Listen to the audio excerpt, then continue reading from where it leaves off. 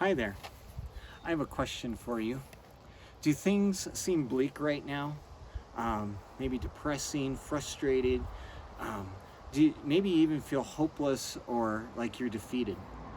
The circumstances in our lives right now can be hard.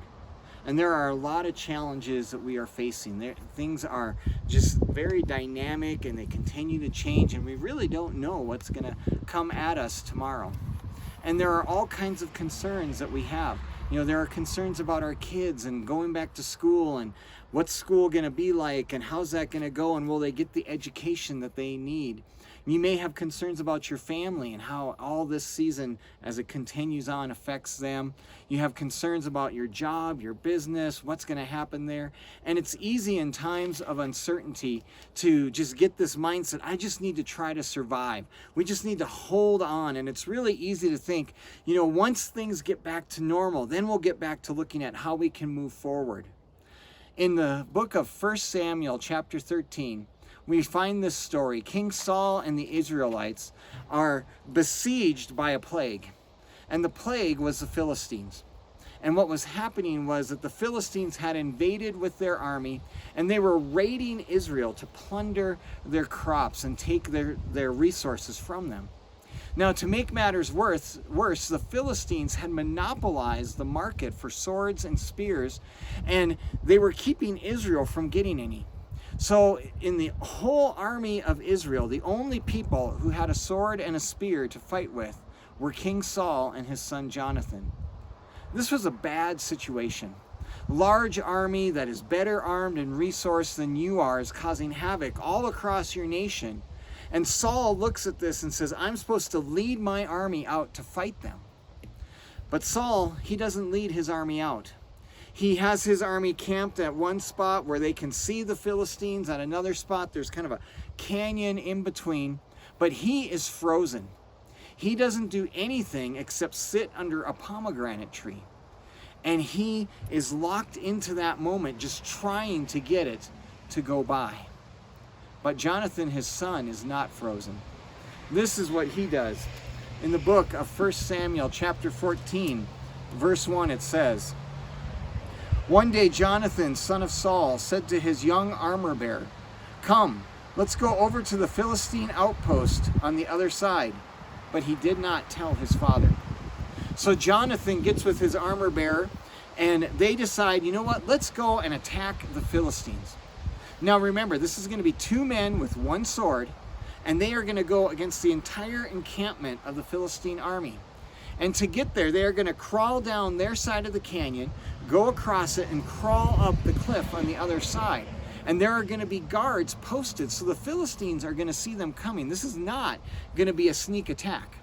So let's read what happens in verses 13 to 15. Jonathan climbed up, using his hands and feet with his armor-bearer right behind him. The Philistines fell before Jonathan, and his armor-bearer followed and killed behind him.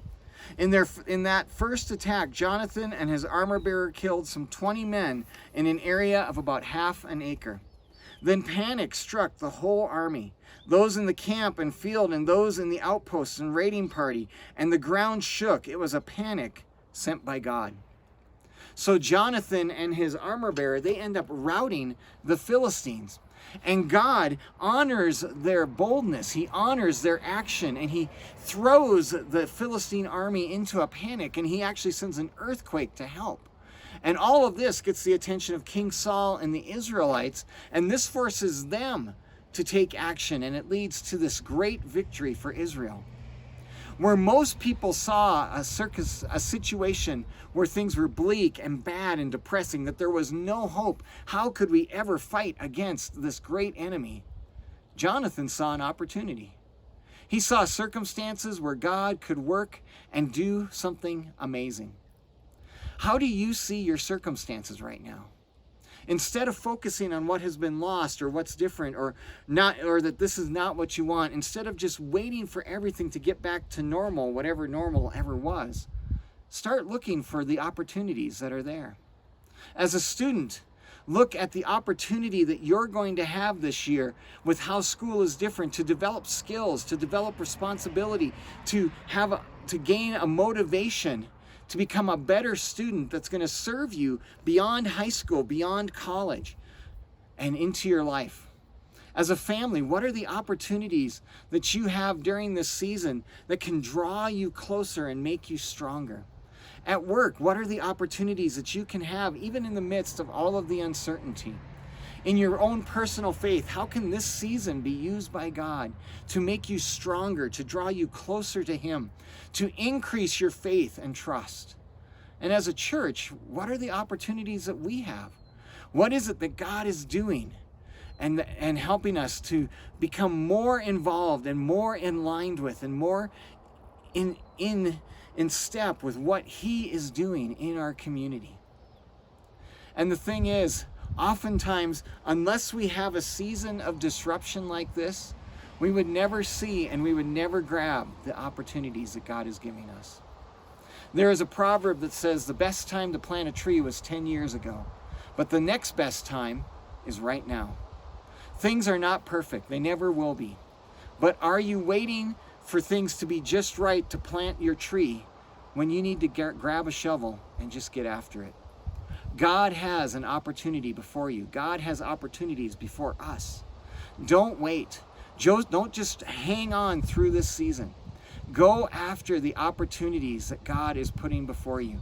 Look at how what some people may see as a horrible thing is actually something that God can work in to do something amazing. You may be facing a Philistine army, but that didn't stop Jonathan and his armor bearer, and it shouldn't stop you. They still went forward, and God did an incredible thing. And He can do something incredible in your life. Plant your tree and see what God does. I hope you find that helpful today, and have a great rest of your week.